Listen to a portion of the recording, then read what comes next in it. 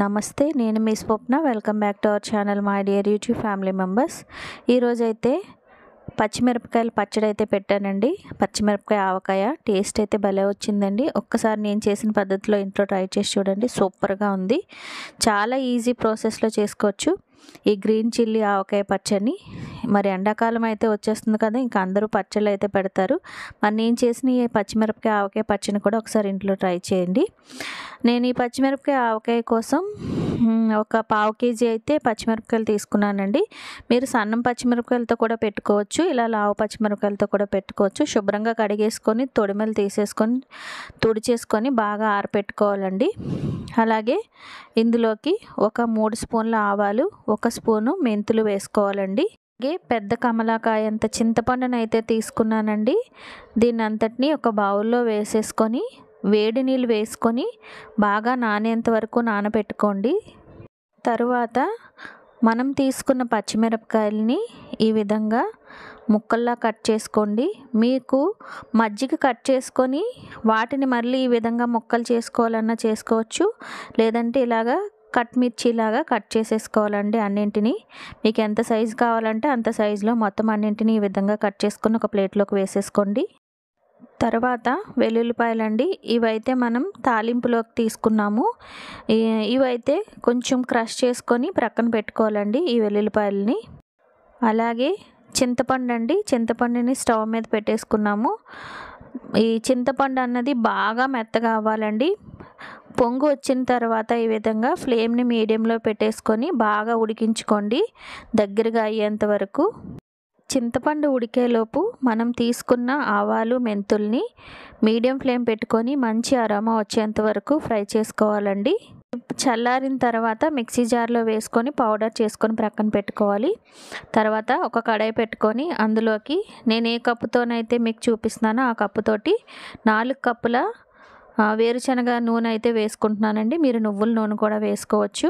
Oil heat అయిన తర్వాత మనం కట్ చేసి పెట్టుకున్న పచ్చిమిరపకాయ ముక్కలన్నింటినీ వేసుకొని అటు ఇటు కలుపుకుంటూ మీడియం ఫ్లేమ్ పెట్టుకొని అటు ఇటు కలుపుకుంటూ పచ్చిమిరపకాయల ముక్కల మీద చిన్న వైట్ లేయర్లో ఫామ్ అవుతుంది కదండి, అప్పుడు తీసేసుకోవాలి. ఇప్పుడు వేసినప్పుడు గ్రీన్ కలర్లో ఉన్నాయి కదా, ఆ వైట్ అనేది ఫామ్ అయినప్పుడు పచ్చిమిరపకాయల మీద కొంచెం కలరు లైట్ గ్రీన్ అవుతుంది అనమాట. అలాంటప్పుడు తీసేసుకొని ప్లేట్లోకి వేసేసుకోవాలి. చూసారు కదా, లైట్ గ్రీన్ కలర్లో వచ్చేసింది. చూసారు కదా, వైట్గా మీకు కనిపిస్తున్నాయి కదా. ఈ విధంగా వచ్చిన వెంటనే నూనెని బాగా వడకట్టుకుంటూ ఈ చిల్లుల గరిటతో నూనెని బాగా వడకట్టుకుంటూ ఒక ప్లేట్లోకి వేసుకోవాలి.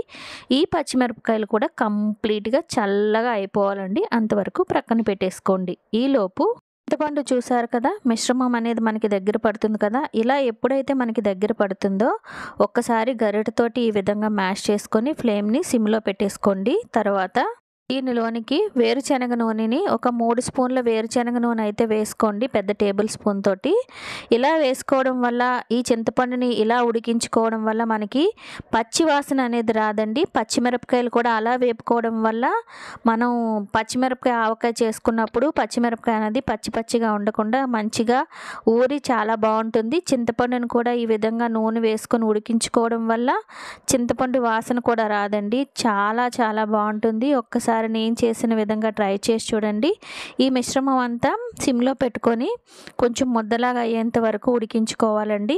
చూసారు కదండి, చింతపండు అంతా ఈ విధంగా లిక్విడ్ లాగా అవ్వాలన్నమాట. ఇప్పుడు ఇది కూడా చల్లారాలండి, దీన్ని కూడా ప్రక్కన పెట్టేసుకోండి. ఇది కూడా మిక్సీ జార్లో వేసుకొని మెత్తగా గ్రైండ్ చేసుకోవాలి.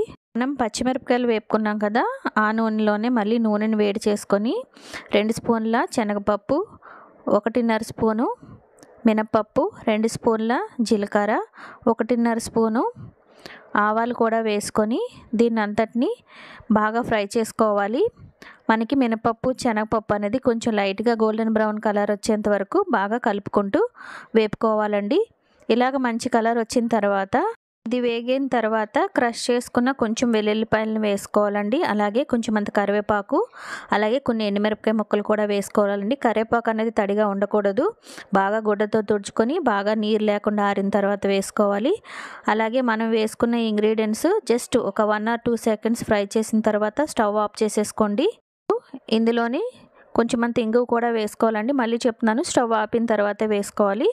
వేసేసుకున్న తర్వాత దీన్ని అంతటిని బాగా కలిపేసుకొని కంప్లీట్గా చల్లారి పెట్టుకోండి. చల్లారిన తర్వాతే పోపు అన్నది కలుపుకోవాలి, వేడిగా ఉండకూడదు. మనం ఉడకబెట్టుకున్న చింతపండునైతే నేను మిక్సీ జార్లో వేసుకొని రుబ్బేసుకున్న తర్వాత ఇలాగ టీ జాలీలోనికి వేసేసుకొని స్పూన్తో కలుపుకుంటూ దాంట్లో ఉన్న ఈ మిగిలిపోయినది అంతటిని తీసేసానండి ఈ విధంగా. అప్పుడు మనకి తింటున్నప్పుడు ఈ చింతపండు తాలూకు చిన్న చిన్న ముక్కలు అనేవి మనకి తగలకుండా బాగుంటుంది కాబట్టి నేను ఈ విధంగా అయితే చేసుకున్నాను. పేస్ట్ అంతటిని ఉడకబెట్టుకున్న పాన్లోనే వేసేసుకున్నానండి. దీన్ని కూడా ప్రక్కన పెట్టుకోవాలి. ఒక పావు కేజీ పచ్చిమిరపకాయలు తీసుకున్నాను కదా, వాటిని కప్పులతో కూడా మీకు కొలిచి చూపిస్తున్నాను. ఈ విధంగా కూడా మీరు ప్రిపేర్ చేసుకోవచ్చు. నేను ఏ కప్పుతోనైతే నూనె వేసానో అదే కప్పుతో 3 కప్పుల పచ్చిమిరపకాయ ముక్కలు అయితే వచ్చినాయండి. చూసారు కదా, చాలా ఈజీ ప్రాసెస్లో చెప్తున్నాను, ఈజీగా చేసేసుకోవచ్చండి. ఇప్పుడు ఒక మంచి బౌల్ తీసుకొని అందులోకి పచ్చిమిరపకాయ ముక్కలు వేసుకొని ఏ కప్పుతోనైతే తీసుకుంటున్నానో ఆ కప్పుతో 1 కప్పు వచ్చేసి కారం వేసుకుంటున్నానండి. అలాగే మనం గ్రైండ్ చేసి పెట్టుకున్న ఆవాలు మెంతుల పొడి, అలాగే వెల్లుల్లి రేఖలు, అలాగే దీంట్లోకి 1/2 కప్పు వరకు ఉప్పు అయితే వేసుకుంటున్నానండి. అలాగే 1 స్పూన్ పసుపు కూడా వేసుకుంటున్నాను. అలాగే రుబ్బి పెట్టుకున్న చింతపండు పేస్ట్ అంతటిని కూడా వేసేసుకుంటున్నానండి. ఏంటండి చింతపండు కలర్ ఈ విధంగా ఉందనుకుంటున్నారా? నేను ఆవాలు మెంతులు గ్రైండ్ చేసిన మిక్సీ జార్లోనే వేసేసుకున్నానండి, దానివల్ల ఇది ఈ కలర్లో కనిపిస్తుంది. ఇప్పుడు దీన్ని అంతటిని అంతా కలిసేలా బాగా కలుపుకోవాలండి. గట్టిగా ప్రెస్ చేస్తూ కలపకండి, జస్ట్ మామూలుగా అలా పైపైన కలుపుతూ ఉండాలి, అంతా కలవాలి. చూసారు కదా, ఈ విధంగా ఇది చూస్తేనే నోరు ఊరిపోతుంది కదండి, చాలా బాగుంటుందండి. 3 రోజులు అయిన తర్వాత పచ్చిమిరపకాయ ముక్కకి పులుపు పట్టి కూడా ఇంకా టేస్ట్ వస్తుంది. మనం ముందుగా వేపుకున్న పోపును కూడా ఇందులో వేసేసుకొని నెమ్మదిగా కలుపుకుంటూ ఉండాలి, ప్రెస్ చేస్తూ కలపకండి, జస్ట్ ఆ విధంగా కలిపితే సరిపోతుంది. ఇది ఇప్పటికిప్పుడు కూడా వేసుకొని తినొచ్చండి ఇన్స్టెంట్గా, లేకపోతే 3 రోజుల తర్వాత స్టోర్ చేసుకొని కూడా తినొచ్చు. అప్పుడు పచ్చిమిరపకాయ ముక్క అనేది పులుపు పట్టి ఇంకా బాగా ఊరుతుంది, చాలా బాగుంటుందండి. అన్ని పక్కా కొలతలతో ఇచ్చానండి. మీరు పావు కేజీ మిరపకాయలన్నా తెచ్చుకోవచ్చు, లేదంటే 3 కప్పులు మిరపకాయలన్నా తీసుకోవచ్చు. ప్రతిదీ మెజర్మెంట్ ప్రకారమే పక్కా కొలతలతో అయితే ఇచ్చానండి. మీరు కూడా చాలా ఈజీగా చేసేసుకోవచ్చు. చూసారు కదా, చూస్తుంటేనే నోరు ఊరిపోతుందండి. వేడి వేడి అన్నంలో తింటే ఇంకా బాగుంటుంది. ఇది 1 సంవత్సరం పాటు మనకి నిలువ ఉంటుందండి. చక్కగా ఎయిర్ టైట్ కంటైనర్ డబ్బాలో పెట్టుకున్నారంటే చాలా బాగుంటుంది. ఒకసారి ట్రై చేసి చూడండి. మరి నేను చేసిన ఈ గ్రీన్ చిల్లీ ఆవకాయ పచ్చడి మీకు నచ్చినట్లయితే, అదే పచ్చిమిరపకాయ ఆవకాయ పచ్చడి మీకు నచ్చినట్లయితే ప్లీజ్ నా ఛానల్ లైక్ చేయండి, షేర్ చేయండి, సబ్స్క్రైబ్ చేయండి, బెల్ ఐకాన్ ప్రెస్ చేయండి. నా న్యూ రెసిపీస్ నోటిఫికేషన్స్ అనేవి మీకు వస్తాయండి. ప్లీజ్ నన్ను నా ఛానల్ని సపోర్ట్ చేయండి, సబ్స్క్రైబ్ చేయడం మర్చిపోకండి. వేడి వేడి అన్నంలో కూడా వేసానండి. స్మెల్ అయితే అదిరిపోయింది, టేస్ట్ అయితే చాలా చాలా బాగుంటుంది. ఒక్కసారి ట్రై చేసి చూడండి. తిన్నానండి, టేస్ట్ అయితే సూపర్, అన్నీ పర్ఫెక్ట్గా సరిపోయి. ఒక్కసారి మీరు కూడా ట్రై చేయండి ఈ సూపర్ ఈజీ పచ్చిమిరపకాయ ఆవకాయ పచ్చడిని. నమస్తే, నేను మీ స్వప్న. మరొక కొత్త రెసిపీతో మళ్ళీ కలుస్తానండి. అంతవరకు సెలవు. నమస్తే, థ్యాంక్ యూ ఫర్ వాచింగ్.